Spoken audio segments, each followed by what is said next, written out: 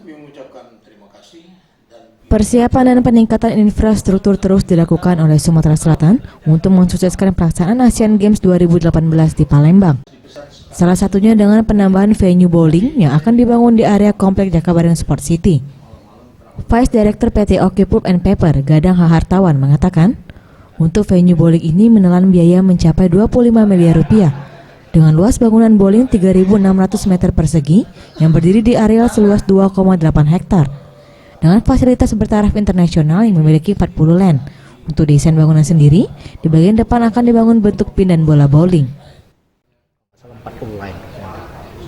40 line, ya 40 line ini memang standar internasional. 40 ya? 40 line deh. 40.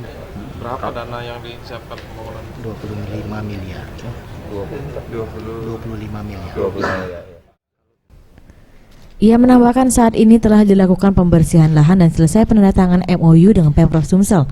Segera dilakukan pembangunan dengan sistem CSR. Farida Satria, Sriwijaya TV.